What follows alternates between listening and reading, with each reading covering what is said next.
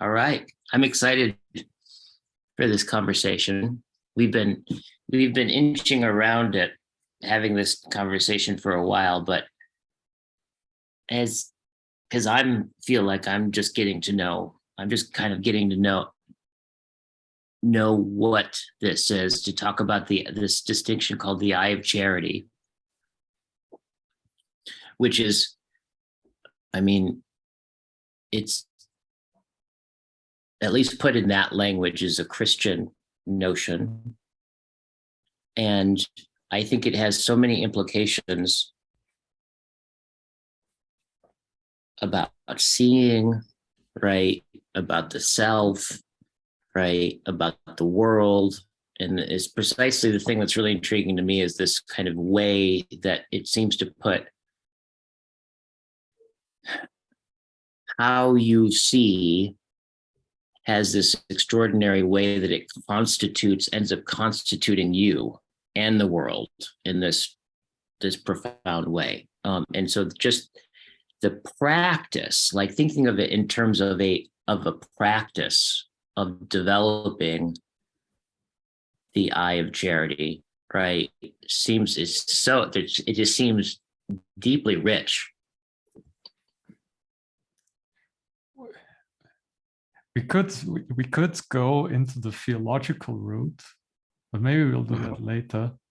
Mm-hmm. But first of all, I would just like to ask you, right? Because you told me in an email that you had this intuition that the eye of charity could reveal something about the circling. Mm-hmm. Yeah. And oh yeah. Yeah. maybe we'll talk about that first, because I think that's very rich. Right. Right. Yeah, totally. I mean, my my senses is that circling can definitely give you a sense of that, right? Especially because it's all about really facing each other and perceiving and seeing each other, right? And that being, having it be very like deliberate, concentrated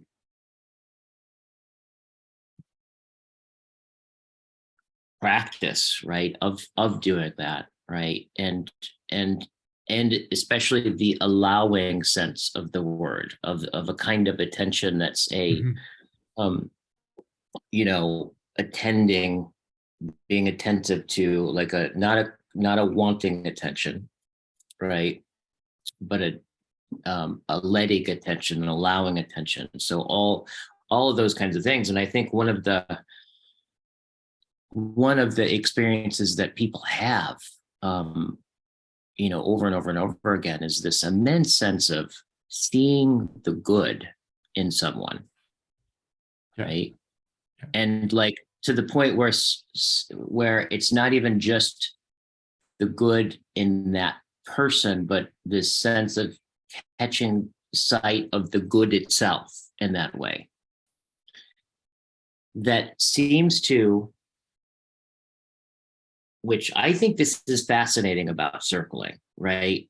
And why I think that it's not, it's not psychology, it's not therapy. And I think this is one of the reasons why, right, is because one of the main ways that you practice circling is learning how to facilitate it, right? And I think that people are drawn to learn how to facilitate it. In fact, that's become basically the way that you practice circling is you learn how to facilitate it. Is precisely this I, right? Both I and I, right? The two senses of the words, the visual I and the I, right? And that the experience of seeing, when somebody perceives that good in someone else, there's a corollary sense of themselves that's ecstatic, right? And I think it is a kind of experience of when they see that, it shines forth, the self has this kind of emptying quality, or this spatial dynamic, or this, this sense of becoming, being kind of like, in Heidegger's term, like the clearing, right? That just wants to be, it's almost like this sense of that when you see that, all you want to do is make room for it. And there's an inherent sense of, an implicit sense of humility in that, right? Because it's like, it's so clear that you're not going to be able to make enough room for it. It's just too big, right? That's part of the experience. So there's all those components, I think, that go on encircling. And that's one of the reasons why when you started talking about this, that really, I think it's catching me in those ways, right? I think so. Right, we did this practice in dialectic into dialogues for many, many weeks, and what I noticed, and I also noticed it in this practice, in this demonstration video you did with Chris and John for the last course of yours. You start at a neutral point, and it goes on for a little while, and then suddenly we enter into the Christian element, the Christian imagination, the Christian virtues. And it's almost as if the Logos itself draws us towards these realms. Yeah. And that happened multiple times. And I just noticed it, and that was very interesting. So yeah, perhaps just revealing something about, I don't know, the depth psychology of that we are Westerners or something like that. I don't know. Yeah. But yeah, I mean, it's all about letting the truth of being sway in the midst of us, of when we gather together as a group. Yeah. And what you describe about circling is, okay, I can see now what you said, right? You can just see a person as he or she is in his or her truth. Yeah. And that gives you a hint also then of the good itself. Yeah. That kind of like gathers all these particular instances of when that happens in a kind of more overarching ideal way. Let's say this is the idea of the good after. Yeah.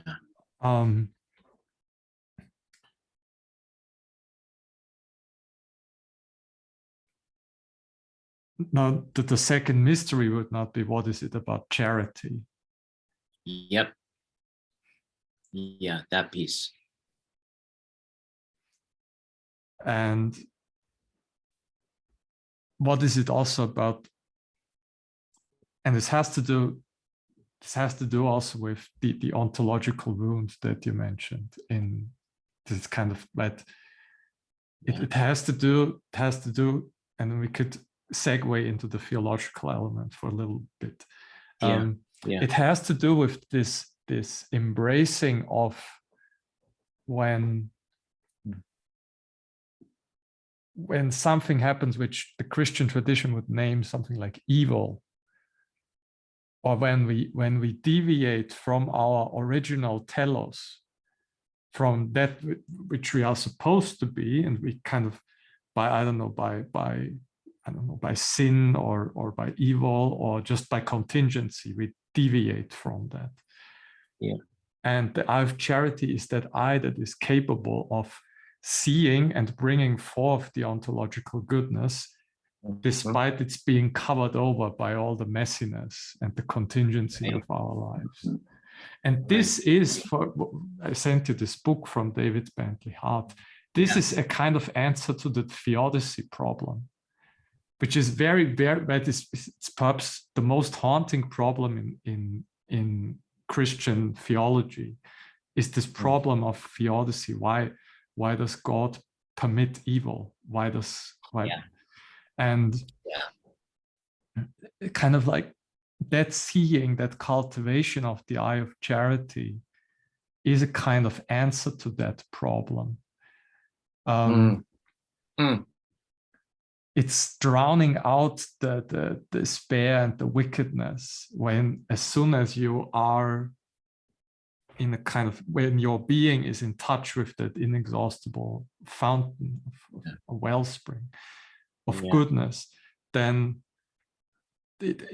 you're capable of seeing the good, even when it's not, it's not visible at all. It's like you can still perceive the good, even in the most, even in the most broken instances. And Totally. These were my thoughts with the ontological wound, because we come up to that point with the ontological what?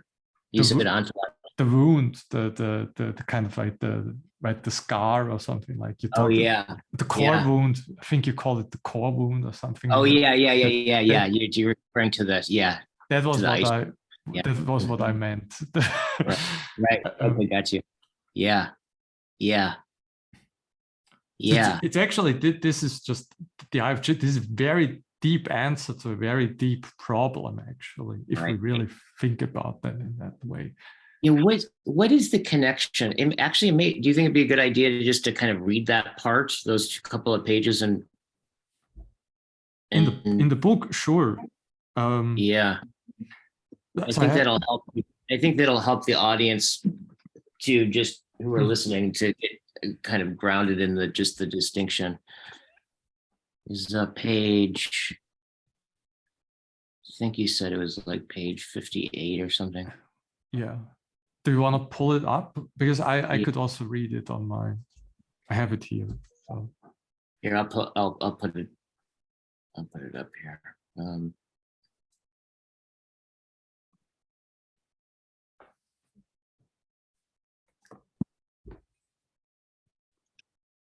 There you go. What page is it, Daniel? 58. That was what I sent you, but okay. Yeah, many. So this book is The Doors of the Sea from David Bentley Hart, is one of his earlier books. And he had written it as a kind of response to that big tsunami catastrophe in the Indian Sea in 2004. So maybe some of you who listen to this recall it. This happened on, I think, on the second day of Christmas. So in late December in 2004, and there were hundreds of thousands of dead people in like India and Sri Lanka and so on. So it was a devastating catastrophe. And then David kind of goes through. He starts by quoting Voltaire, who and Kant in a sense. So Kant and Voltaire were both. There was this great earthquake in Lisbon in the late 18th century, which is also that gave rise to all of that really to the Enlightenment. And the kind of like traditional Christian faith was shook, because that was on the 1st or 2nd of November, so which is also a holiday in Christianity. And this was in Lisbon, and Lisbon, which was one of the most pious cities at the time, was completely destroyed. And I think there was a prison, like a prison castle, so that was a little bit elevated, and the prisoners all survived, or like all the bad people survived. So it was. Oh wow! You couldn't even think about something like that, and also the Portuguese king then refused to ever go back to the city and had a kind of tent castle somewhere outside on the countryside. But the most important. It was really a massive event, also just for the intellectual atmosphere back then. Totally. so David starts by Voltaire, and Voltaire is just, he's just describing, the natural evil, so to say, the evil of natural catastrophes. Yeah. Then at the same time, he says that was too early at that point to have really kind of like, he segues into Dostoevsky, saying that Dostoevsky's understanding of that whole problem of theodicy was much deeper. Yeah. And then before that, what we will read, he goes through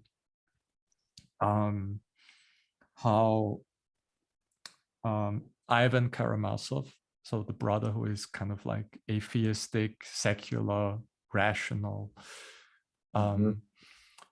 he poses this to Alyosha, the brother who is the monk, and he's kind of listing some like evil deeds that the human being has committed, that really horrible things that Dostoevsky did not invent by himself, but that he had read in a newspaper or that he had gathered from sources.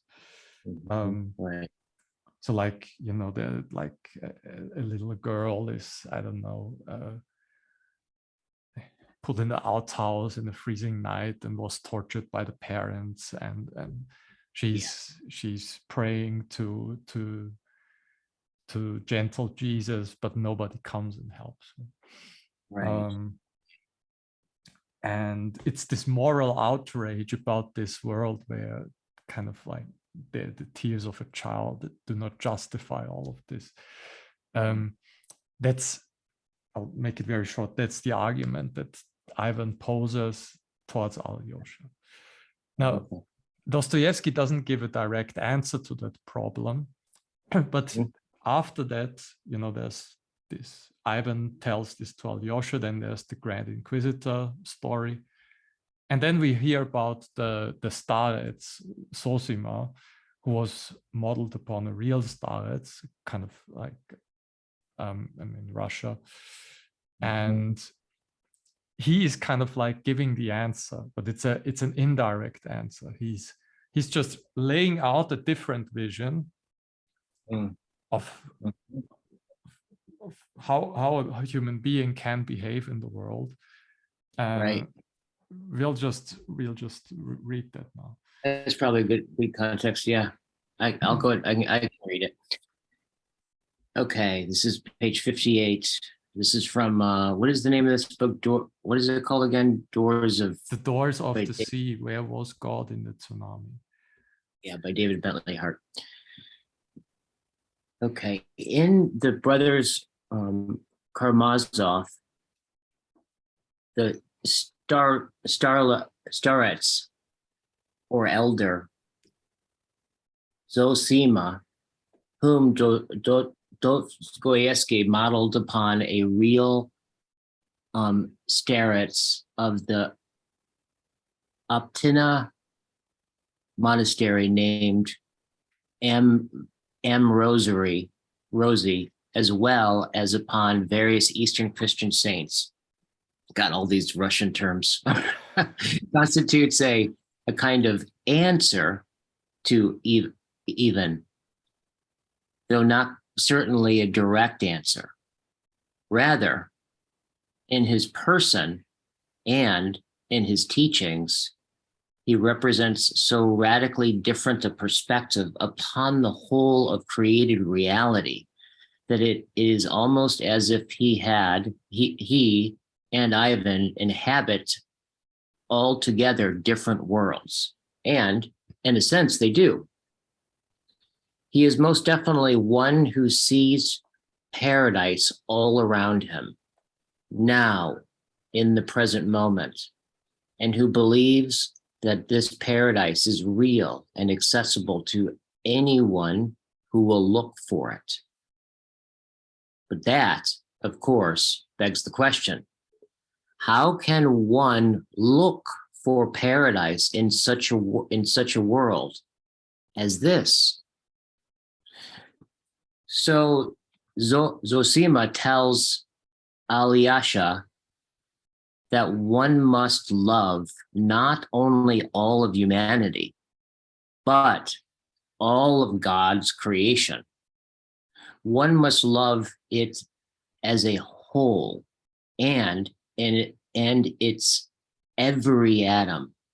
One must love every leaf, every ray of light, every animal, every plant, and even every inanimate thing until one takes in the whole world with an all-embracing love. One must treat all beasts with measureless tenderness, and should even, though it may seem absurd, ask forgiveness of the birds. Above all, one must pour out one's heart in the love of children. And in this ecstasy of universal charity, one will come to see the true mystery of God dwelling in all things, and will come to understand that mystery ever more deeply as each day passes. It is not difficult to recognize in the background of Zosima's discourse the influence of the teaching of Saint Isaac the Syrian, so beloved in the Eastern contemplative tradition, and to hear an echo of the most celebrated single passage from Isaac's mystical treatise. So, I mean, that was just what we just read was profound. So he's basically saying, like, so a couple of things. So it's possible to see essentially the good through loving all that is, right, so deeply that it's all you can see. Yeah. It's essentially the possibility that's being drawn out here. But the question, then there's the question, right? Well, how can you when it's decrepit, right? Yeah. So he goes on. Let's see, where am I? 58. You can also take over if you like. Yeah, go ahead, take over. Right. What is a merciful heart? A heart aflame for all of creation, for men, birds, beasts, demons, and every created thing. The very thought or sight of them causes the merciful man's eyes to overflow with tears. The heart of such a man is humbled by the powerful and fervent mercy that has captured it, and by the immense compassion it feels, and it cannot endure to see or hear of any suffering or any grief anywhere within creation.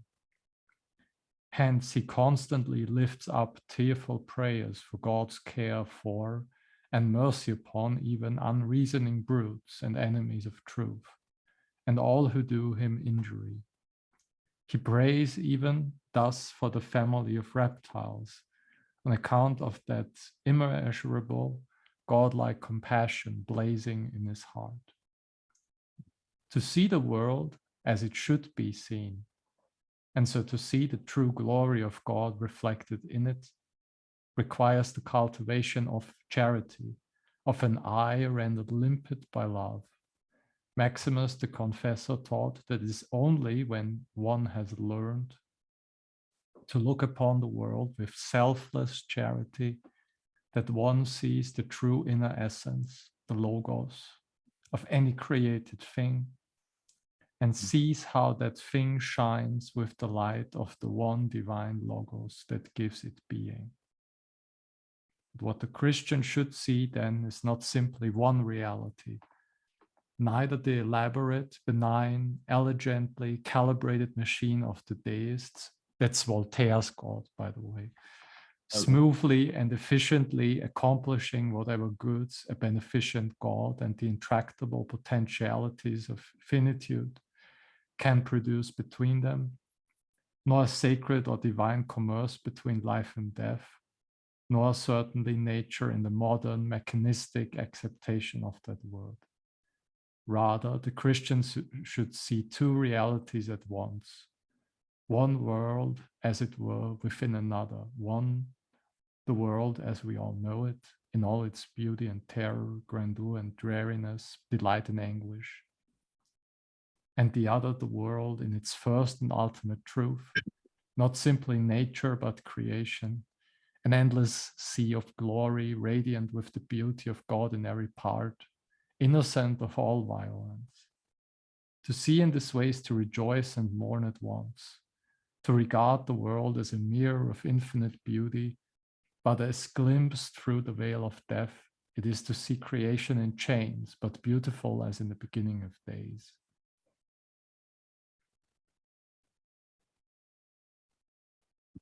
Can I take over? Yeah. How many pages is there of this section, would you say? What's coming? I don't know. Okay, well, I'll just keep reading. Christians sometimes find it exceedingly difficult to adapt the cosmological idiom of the New Testament. And while this is understandable in many respects, it can also yield extremely unfortunate results.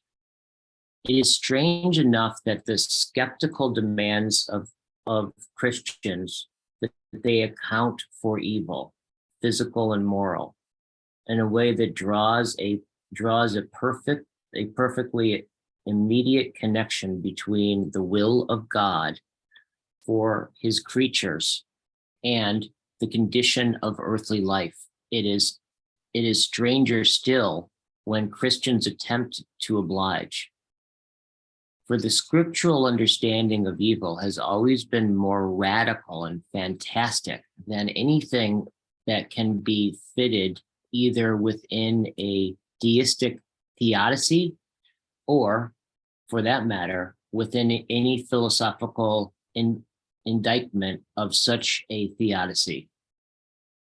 Christian thought from the outset denies that in themselves suffering, death, and evil have any ultimate value or spiritual meaning at all.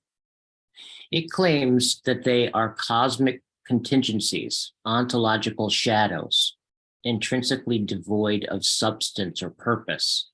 However much God may, under the conditions of a fallen order, make them the occasions for accomplishing his good ends. Perhaps no doctrine strikes non-Christians as more insufferably fabulous than the claim that we exist in the long, melancholic aftermath of a primordial catastrophe, that this is a broken and wounded world, that cosmic time is a phantom of true time, that we live in an unbridled interval between creation in its fullness and the nothingness from which it is called, that the universe languishes in bondage to the powers and principalities of this age, which never cease in their enmity toward the kingdom of God. Such language, of course, can strike even many Christians as mythological and dualistic. Some certainly seem to fear that if they lend too much credence to the idea of a fallen order actively opposed to God, they will thereby commit themselves to a form of fundamentalist literalism. Alternatively, there are those who suffer from a palpable acute anxiety regarding the honor due to divine sovereignty. Certainly, many Christians over the centuries have hastened to resituate the New Testament New Testament imagery of spiritual warfare securely within the all-determining will of God, fearing that to deny that evil and death are in the left hand of God's goodness in creation, or the necessary shadow of his righteousness would be to deny divine omnipotence as well. Let's maybe stop there. Yeah. So I'll just break that apart. So David is in a sense critical of all of those Christians who try to see a kind of meaning in death. Yeah. For example, when you have a mother and the son dies in combat somewhere, and they would then say, oh, this was all part of God's plan. This was a necessary death. And then he would say, no.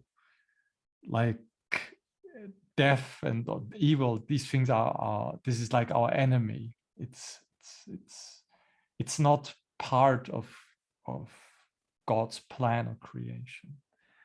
And this is a little bit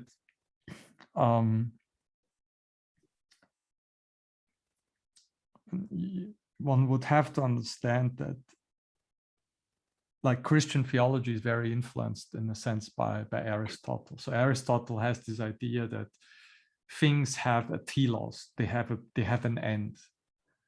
So when you have a seed of a tree, let's say, then the end of that seed is to become a full tree, a tree in its fullness. So when you have a little child, then the end of that child is to become an accomplished human being. Right. If death or contingency, anything interrupts that, then this is not wanted by God, so to say. This is not part of some necessity or so. Yeah.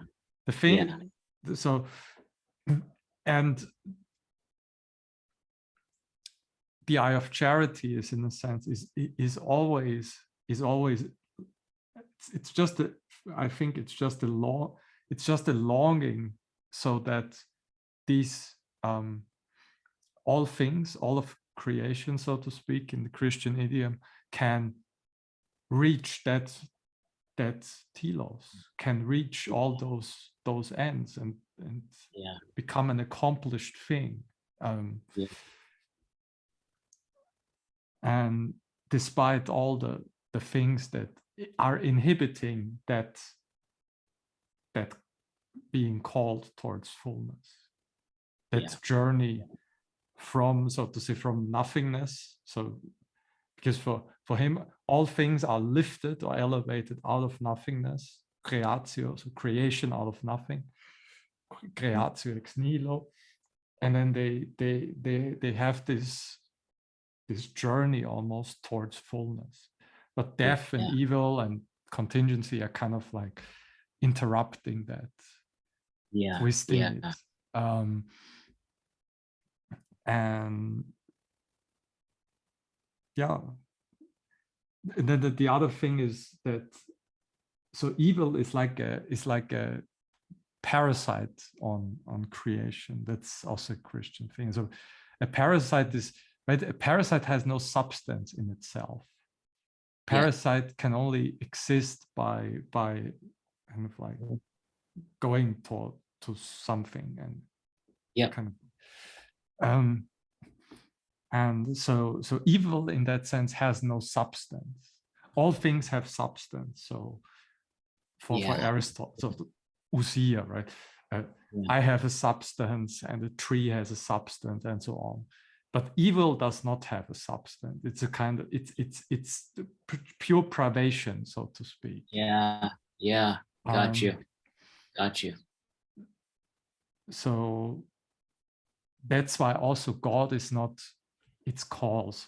for the theological tradition, because God can only cause something that has a substance, but evil does not have a substance, so God could not have caused it.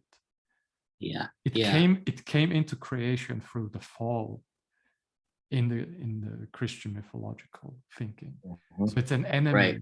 It's an enemy that can be Right. conquered, drowned out by some things like the eye of charity, Christian virtue, Gotcha. or something like that.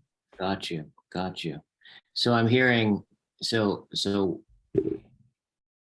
one of the things I'm hearing is that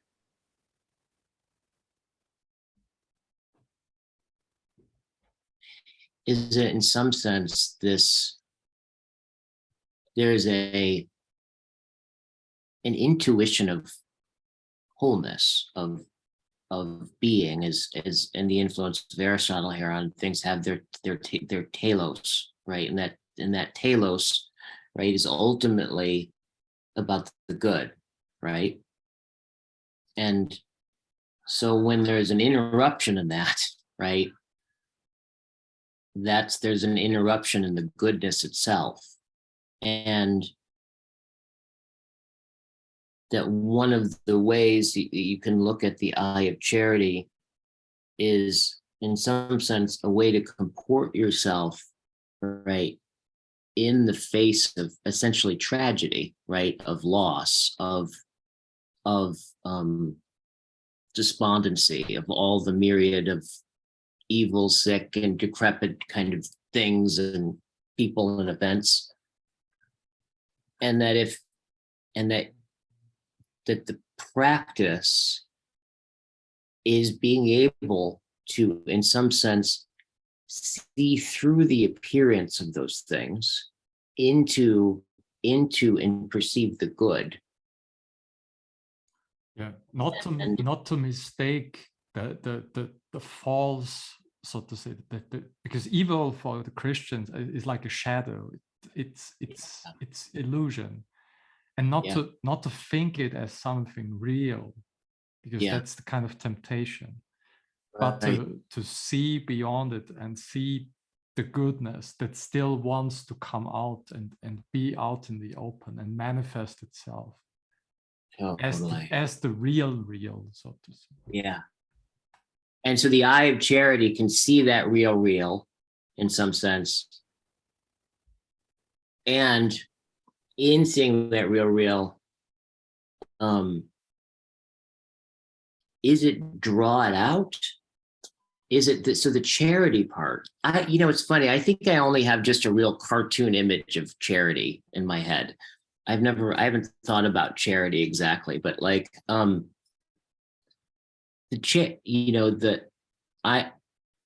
is it correct? Am I correct in this in thinking that the eye of charity, that the charity is the appropriate address to the good in this way, right? It's like it's a way, it's that self-emptying, right, of like in some sense you're midwifing the good, right, or you're midwifing the real.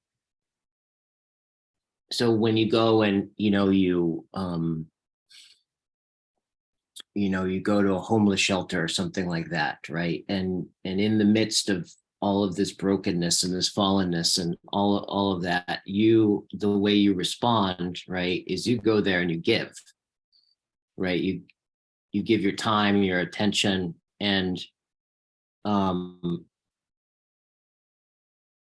in some sense it's a kind of midway, it's a seeing the good there and drawing it in the charity is the response and the kind of like the room making or the contributing to, right?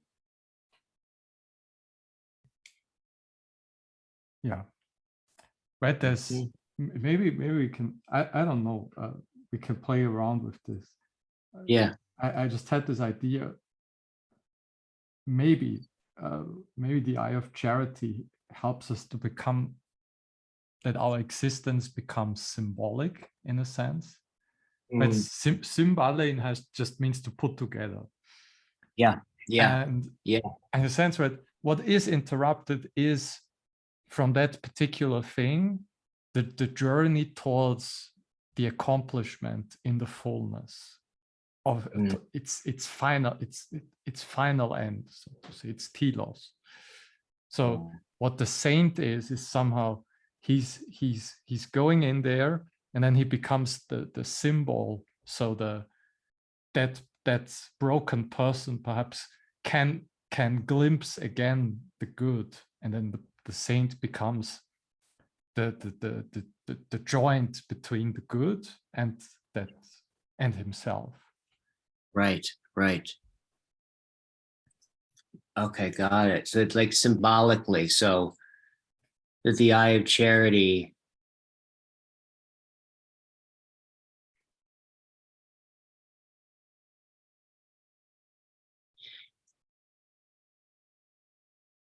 in some sense.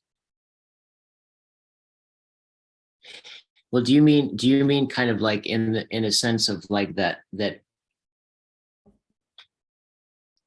this is the eye of charity is it turns our life into a symbol. Yeah. Yeah. And that so for example, I can, in other words, you know, as you said, a symbol brings is to bring together, right? I can walk out the front door, and what I see is the way that the world is brought together. And when the eye of charity is developed in me, right, I can perceive the rips in that, right? I can see, like, I'll start to notice the poor. I'll start to notice, I'll start to notice all the dissonance, right? The pervasive sense of nothing, and all the different ways that things can go south. However, what I'll see with the eye of charity is this opportunity to bring together, in some sense, right? Of I'll like kind of, I'm getting this image of like, I often think about this. I kind of see my life as like a field, right, of a woven fabric in a certain sense, right? And like, I'll see in this field a particular pattern, right, that has lost connection to its wholeness, right? And and my response, right, will be to restore, right, is to respond in a way that it restores that sense of the good or the wholeness, because but it it it it's predicated on this deep sense of this I that I've developed, right? Like two, and it's interesting, these two both ways of using that I, like I that you can see with, and I, the one I am, right? Um, both of those seem really, really poignant symbolically, right? In this, because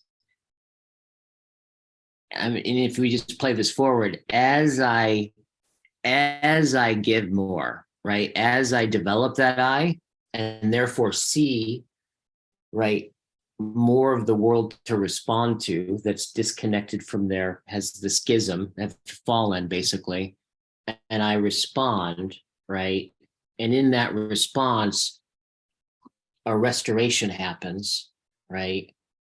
I'm simultaneously, i'm I'm deepening my ability to see in this way, it seems to me, right? So I'll be able to see more and more of the way things are together, and when those things are dissonant from the good, right, or lost its wholeness, like my ability to see it, to that and respond to that is going to be dramatically different. or deepen as it goes on, right? But I think what we're talking about, like, so I get the sense with the sense of this the eye of charity kind of can turn my entire life into a symbol, right? I can see everything through this, right? We're talking about the cosmos itself, right? Yeah. Yeah, Mhm. you become a kind of, yeah, like a clearing. So things Yeah, can find again the way towards their fullness. yeah, You yeah, become a living reminder of what it means to be good, what yeah, goodness is. yeah, yeah, totally, totally, And you also remember the good, and then you right, help others just by your sheer being in the world, so to say. right, totally. So your being in the world becomes a symbol. Hmm. Yeah, yeah. It's interesting because I'm just calling to mind like experiences that I've had being in nature and where like an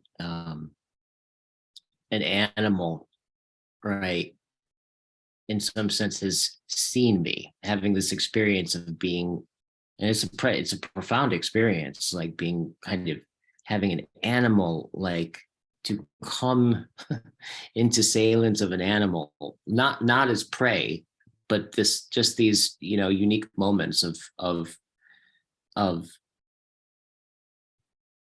in some sense being beheld, right, in the gaze of of the animal, and there's something extraordinarily restorative about it, right? And I think that this is oftentimes too in circling this. People talk a lot about, I mean, they talk about this probably more than anything else, this experience of being deeply seen, Mm. right? um and so as we're talking about this in terms of the eye of charity and being deeply seen, that just makes a lot more, it just deepens that sense of what's going on there. Mm. Mm. Mhm. Is circling, did circling ever draw from the religious traditions in some sense? I mean, not explicitly, but I mean, people end up talking more religious than you hear in church, right? Um, but not explicitly, no. Because my suspicion for a long time is, and that's why I said this before, that when we started with the dialectic into dialogues, and we just end up somewhere in a religious place where we all use Yep. religious language. I think we cannot avoid that. Yeah, Right. just as soon as we come to the depths of what it means to be a human being, I think we have to use religious language, because Yeah. it's the most suitable for the depths of those Yeah. experiences. And Right. um, but it is, I mean, the Christian tradition, right? It is what you said about it, like a predator, when you, Mm. for example, when you're facing, for example, think about it, I don't know, let's say you're a victim in a war, and you sit face to face with the person that tortured you, for example, Yeah. and Yeah. then and you're very seen by that person, let's say. And then the Christian dictum is, of course, that you should also forgive that person, and to Right. see even that person with the eye of charity, that is very difficult. Totally. Most people might not able to do it. Yeah. Yeah. Oh yeah. And so it is very difficult. That's all Totally. I'd like to see. That's the I mean, that's one of the things that, I mean, it really strikes me about it's difficulty. However, it seems like in some sense, it's the kind of difficulty that is it is symbolically, it is the challenge of existing and having a relationship with your own existence, right? So for that, how do we relate to wrongdoings by other people? How do we relate to when you feel betrayed by somebody, or you're lied to, or somebody falls apart, right? Or this tragedy happens. Like we're always already responding. What is it that's guiding that response, right? In some sense. And just to say it, right, Ivan says in the Brass Karamazov, right, he poses that what I just said more or less to Alyosha, and Alyosha's initial response is, no, we shouldn't forgive these people, those people who did evil. And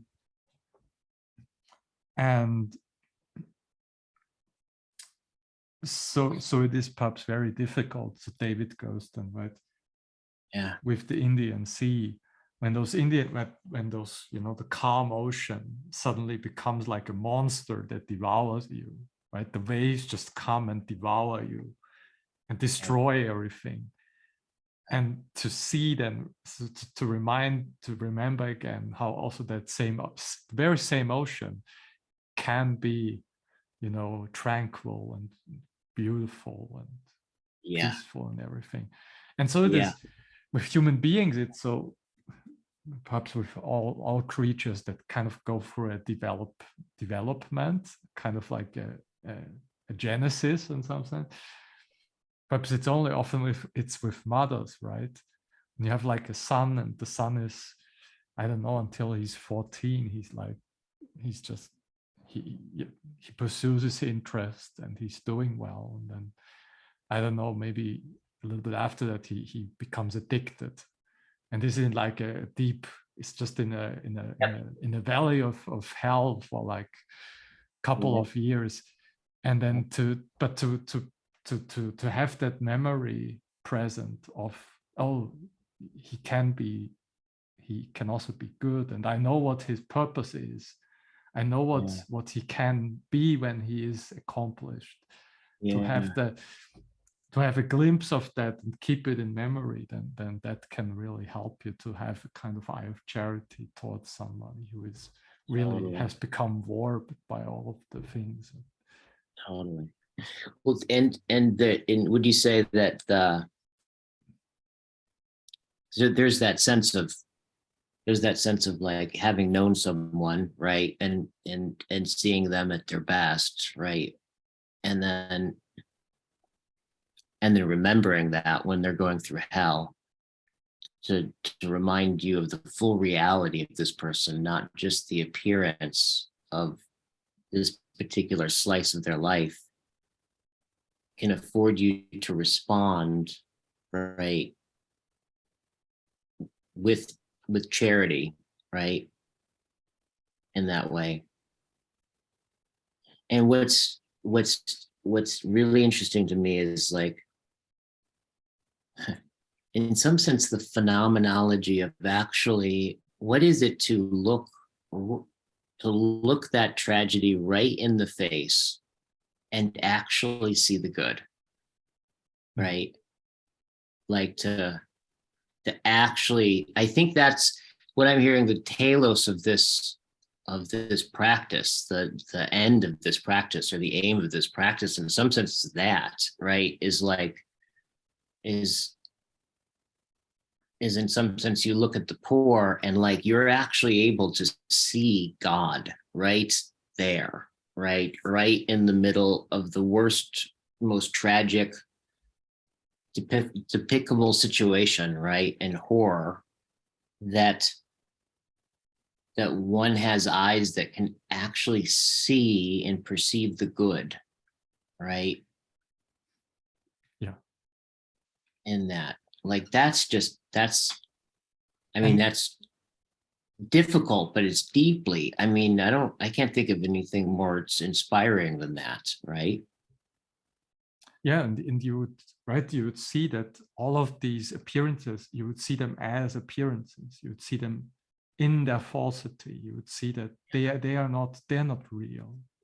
Yeah. This is just Yeah. a shadow of the real, right? The real being of that person, that thing, or so on. And in some sense, I hear there also when Heidegger talked about, you know, the shepherd of being, all of that kind of stuff, that Mhm. we as human beings, we so Dasein is care, right? So that we our task is in some sense, and this is very deep ontological feat, like constituent of our being in the world, is taking care and Yeah. bringing things into what they should be, into their truth, into their suchness. Yeah. Um, Yeah. and a good Yeah. example for that, by the way, is wine. That's why Heidegger talks in the Thing essay. He talks about wine. Why? Because only when you have grapes, but grapes without the human being are just grapes. But in order to kind of perfect them, into make them into this very rich Yeah. thing we called wine, Yeah. that in order for that, the human being, the labor of the human being is necessary. So is it with child raising, right? The child cannot grow by itself. The human Yeah. being is called to take Right. part in this journey. So we are Right. always, this is like what we just have to do as human beings. It's just always we are really an integral part. By self-emptying, we can Yeah. help other things come into their fullness. It is. Yep. And Yep. that's really a deep ontological task that we Yeah. have as human beings, that we are Yeah. in this interval, so to say, between heaven and earth, or Right. nothingness and fullness. Yeah. Yeah. And and like you were talking about in the email, I mean, one of the things you talked about in the email, I had asked you, would you see kind of dialectic and dialogos and circling as a way of a practice of this, of developing the eye of charity? And you basically said, well, it depends on the metaphysics, right? Of of Yeah. of how you understand it. And I think one of the things that you said is like, if the metaphysics is kind of a Cartesian, right, sense of, you know, about subjectivity, essentially, subjects and objects and standing over against things, and right, that all of that, that it may have it, that that it that you're not going to break out of that self-enclosure, right? Unless there's an ontological understanding, or the practice is grounded in some sense, something that isn't, because I'm just kind of getting the sense what you're basically talking about is this way that the sense of yourself is no longer just I'm over here and you're over there, right? And then we do this exchange and I may give to you and that may contribute to you over there. But what we're really talking about is this kind of way where my being can be part of the tapestry of the good, right? In some sense, my sense of self can be a revelation of being, right? Seeing itself and restoring it to itself, essentially, right? Like these, I mean, it's just the radical breaking free of the self-enclosure of subjectivity, right, is huge in this. It's like the opposite of that in some sense. Yeah. Yes. I can't, you said it very well. I can't add anything to that. No, Hmm. it's I think from what I get from a lot of the therapy and so on, that they are still very much enclosed in subjectivity. Yeah. And it is still, when you're really a good servant, let's say, to human beings in your practice, it's still better than nothing. But what I have in mind is a little bit more ontologically rich, I would say. And by the way, I mean, this is also this. I think this has to do with this problem of subjectivity. In my experience, a lot of people, that there's this anxiety around religion in the therapy world, and this is like a different conversation. But I still feel that that there is an anxiety around like these more religious matters, ontological matters. Yeah. You mean within the field of psychology, kind of in therapy? Yeah. Oh yeah, totally. I know that. I mean, in some sense, you can see this. Well, I actually started reading A.H. Almas's Pearl Beyond Price. It's been reading and kind of riffing on it and uploading it on the YouTube channel. And what he's trying to do in that book, as I'm reading it, is it's actually he's directly trying to address the schism, right, between, in essentially the two worlds mythology, right?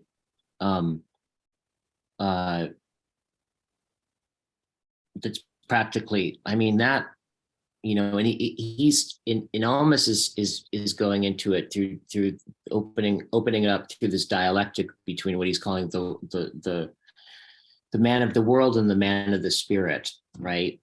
And looking at that, religions, pretty much across the board on some level have this schism happening, right? A sense of separation, right? At least how it's practiced, right? And so Almas is basically saying, trying to open up. And it's funny because he's actually doing it through psychology, right? And because in some sense, especially the East, Buddhism and Hinduism and stuff like that, they all have models they all have intricate understandings, right, of the ego structure, right, as a structure, right, and the way that they see it. I mean, some emphasize more of the activity aspect of it, some of it kind of emphasize the entity of it, right, but all of them, right, have a basic sense of the individual structure and of the finite sense of self, but value, right, and privilege the impersonal, right, in some sense. And as long as there's that split or a schism between the two, right, it seems like you're always, I mean, you could also see this in the German idealists, right, trying to, in some sense, trying to overcome this split between subject and object, right? But presupposing it in order to do it, right? And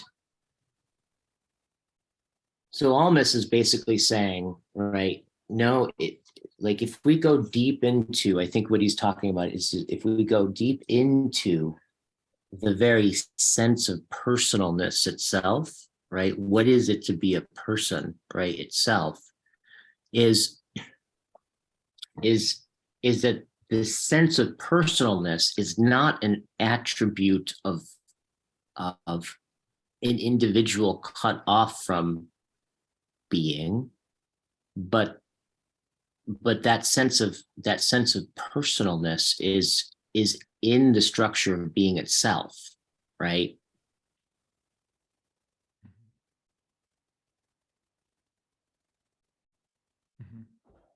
And it's kind of like,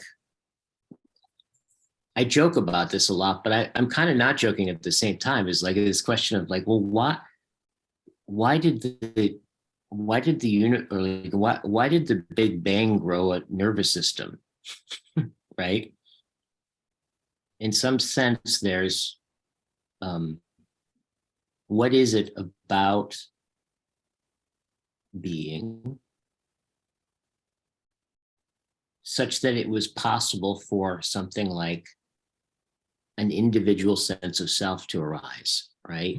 Like that maybe that's the conditions of possibilities are in being itself, right? What is that aspect of being? But it belongs there, right? It's not, it's there, that there's an ontological sense of that, right? And so kind of wedding, in this book, he's kind of doing this dialectic where he's kind of, we're going deep into that, into the guts of it. But what he said is that it wasn't until psychology came along that your ego started to be modeled, right? Like this, like not just the overall structure of the ego, but all of the substructures and how it developed, right? And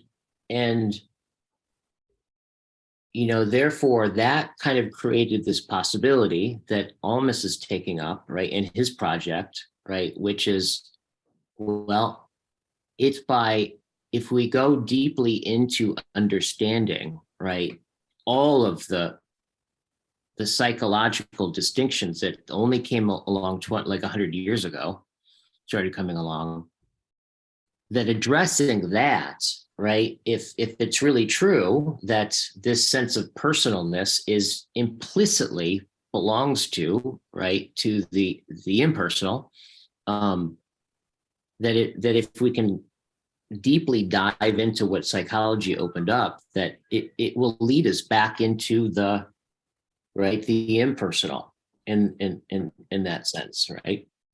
Yeah. So that the personal will in its depths reveal something about the impersonal. Yep. Yeah. Totally.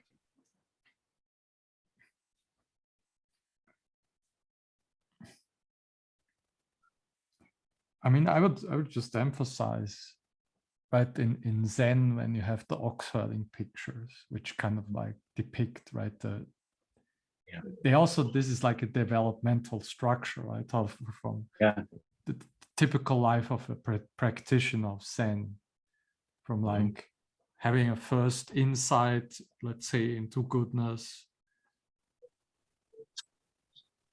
which is the ox at first, which is something like this other self. Yeah. And then you end up, right, in seeing shunyata and tathata, so emptiness and suchness, things as they are. So this is also with the eye of charity, right? I mean, I always think about Plato there.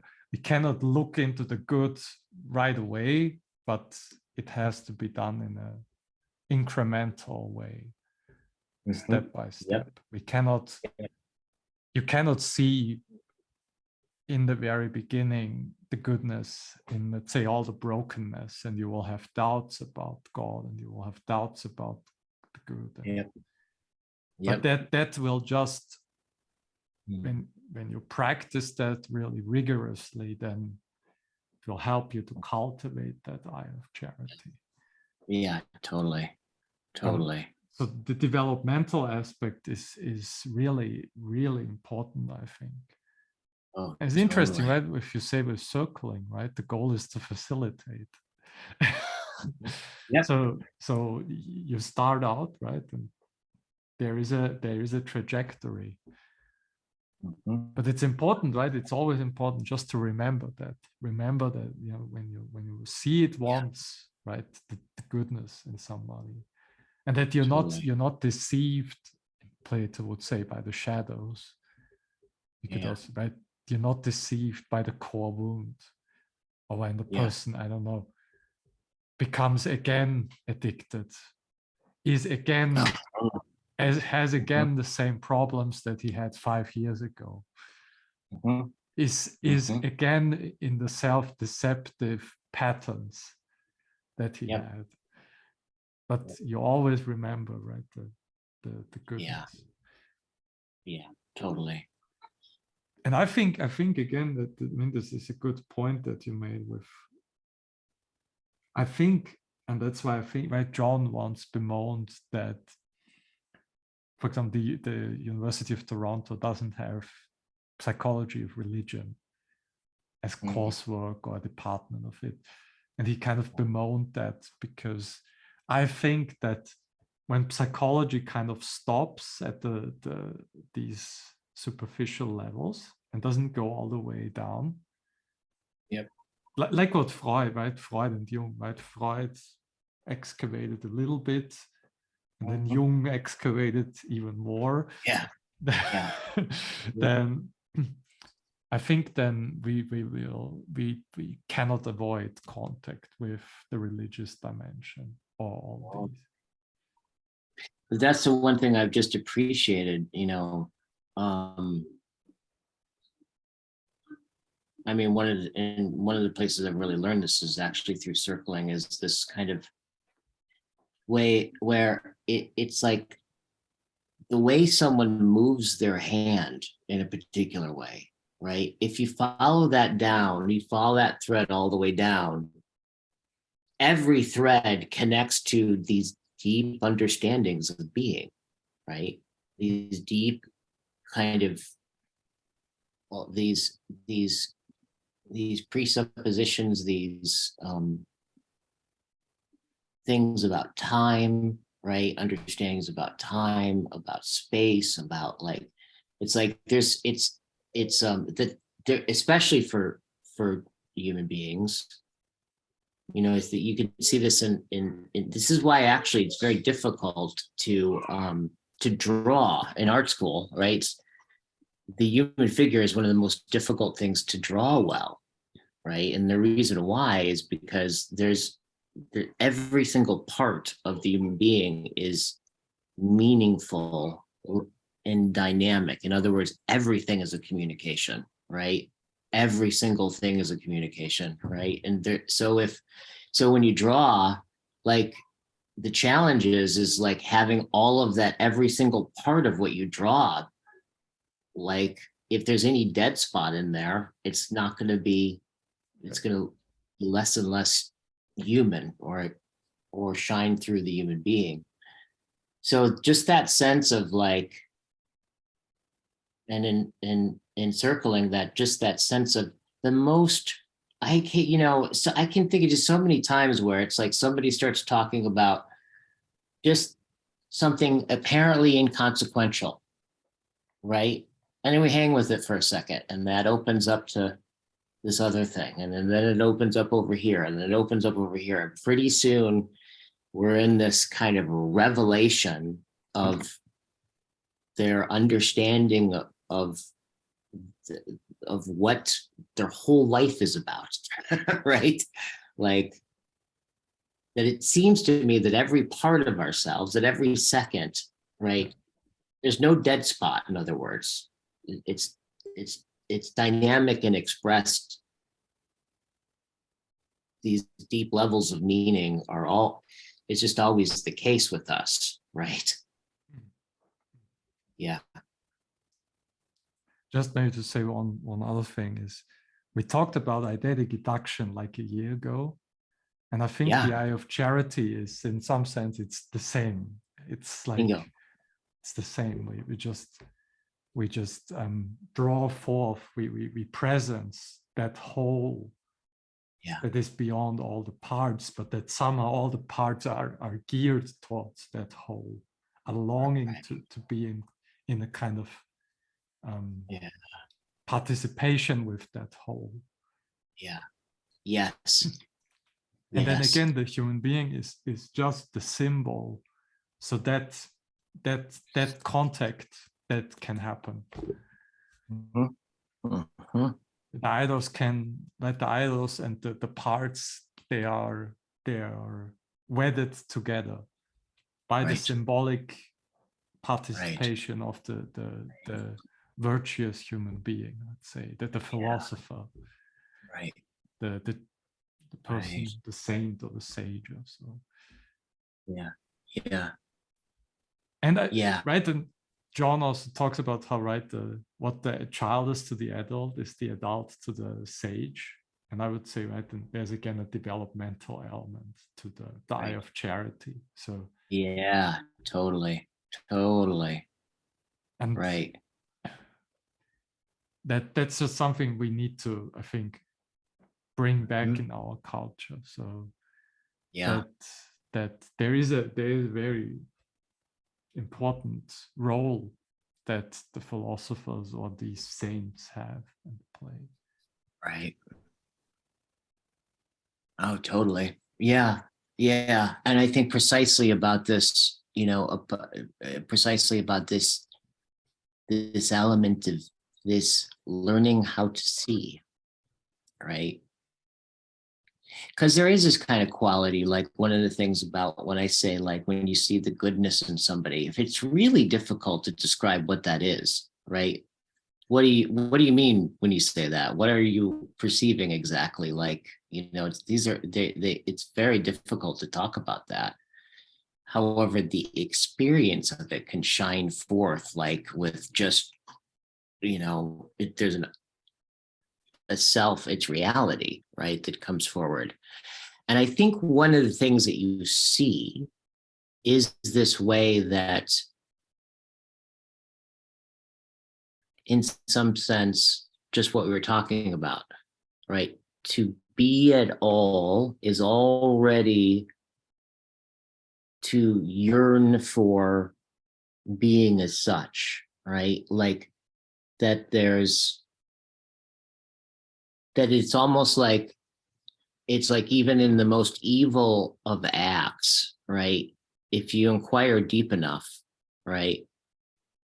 The What's actually desired, right, is good. It may be seeking it at the wrong address, right? But that sense of that, I think, like in Plato, he talks about this, right? About, like, in some sense, everything is oriented towards the good. The good is always operational, right? In some deep way, right? That you can't not be and want the good, right? In some way. But I think I'm being clumsy and kind of trying to describe this, but I think that's kind of what, in some sense, you see is when you see the depth of their being, what you're actually seeing is this being that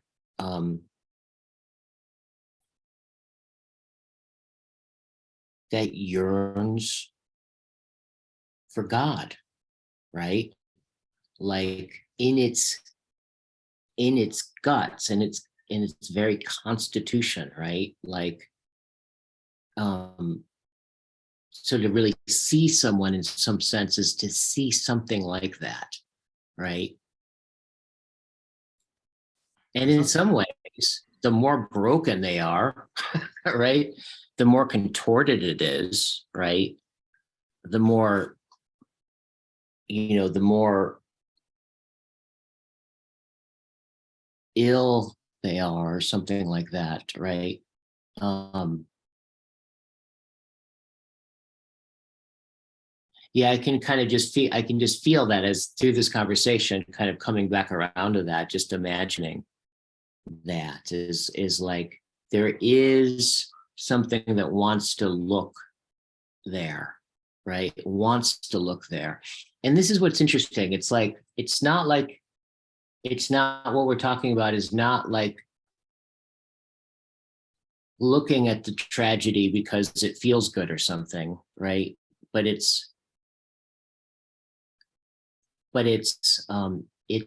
from the eye of charity perspective and the way that we're talking about it, it is the opportunity to midwife in some sense, right? Yeah. Yeah. And we can actually, I think, become attracted. That can become something deeply attractive to us, right? And I think you see that too with people, right? Like people, they go and they contribute to charities and they donate their time and they are charitable, and there is a sense of an exhilaration about this, right? And I would imagine some of the exhilaration has to do with, right, this sense of midwifing the good, right? There's like a possibility or an opportunity that the schisms, that you see the schism, you see simultaneously the opportunity or the possibility. And that's what kind of can draw you towards those things, and that you can actually start to find those kinds of things in themselves in some very deep way beautiful. Mm. Mm.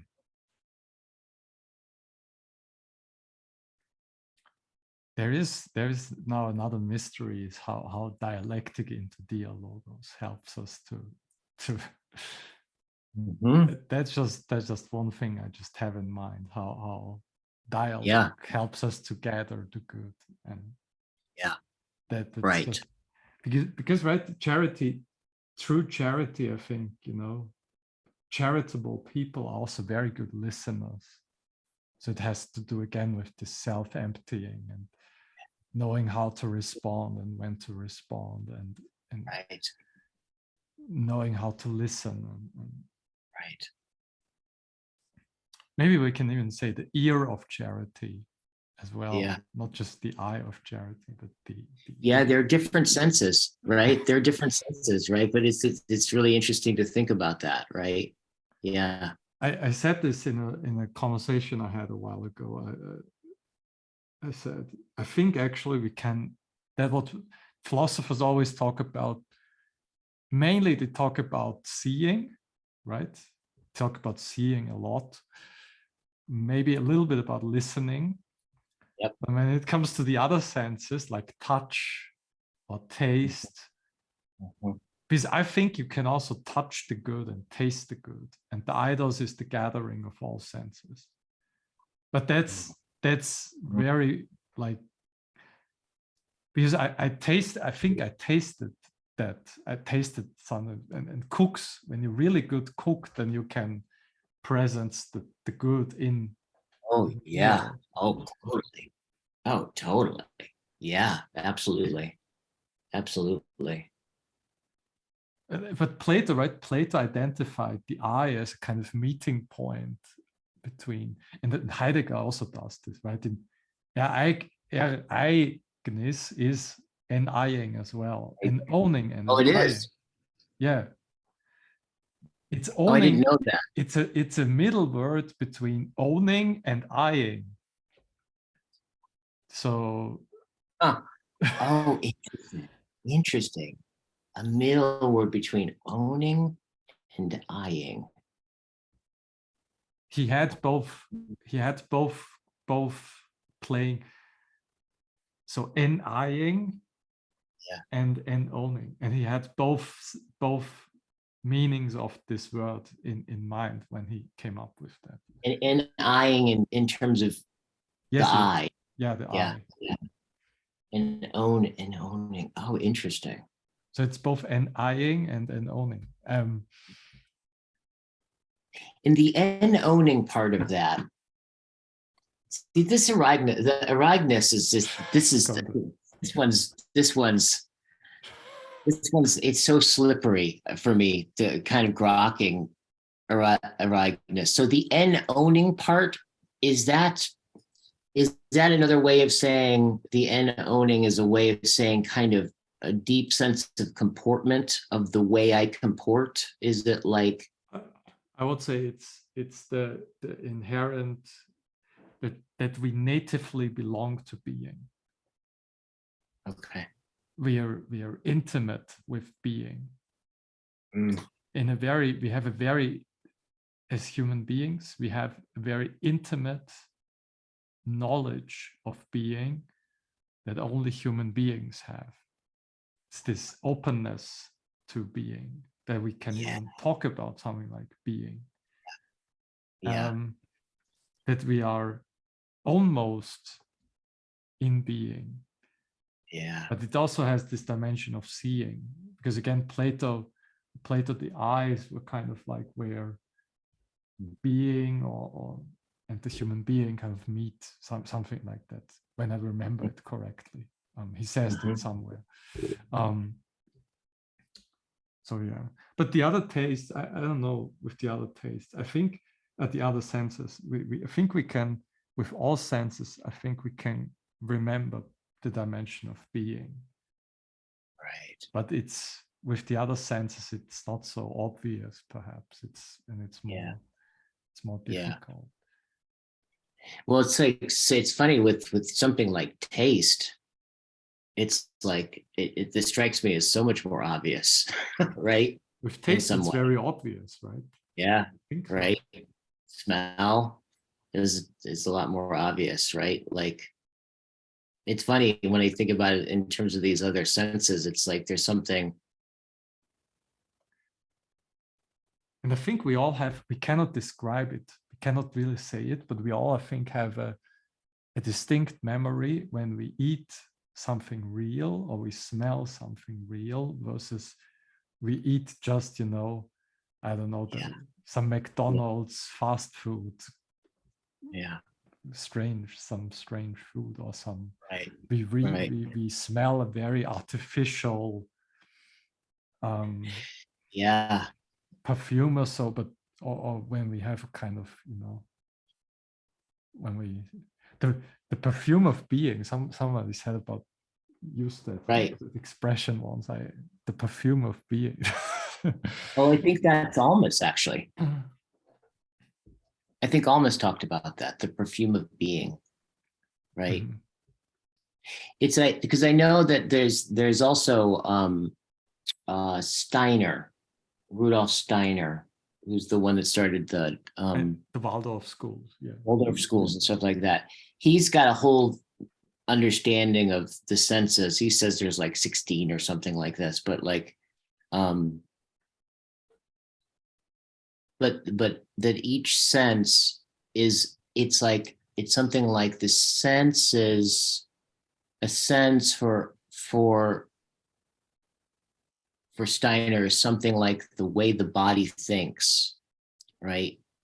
Different ways that the body thinks is through a particular sense, right? And so like smell would be the moral, right? Okay. Right. I can't remember all of them, but it's I can send you, I can find some of this stuff, but it's really fat. It's really interesting the way he talks about that, right? Is like a sense is it's both an organ and a capacity, right? Mm-hmm. So for example, like if you listen, if you could just imagine, you go to a symphony, and I have you close your eyes and I say, okay, now listen for the violins. The question is what sense did you use to find the violin? Mm-hmm. You had to sight, you had to look, right? So there's that kind of way. So does it make sense? It's like you're listening, right? And you hear the music, but in order to find the violin, there's a different capacity that you're using. You actually have to see, right?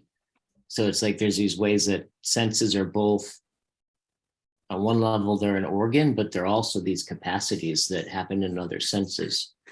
Mm-hmm. Good talking with you, my friend. I have to get going. To get going too. This was good. Yeah. Until tomorrow, right? Yeah. See you tomorrow. Bye-bye. Bye.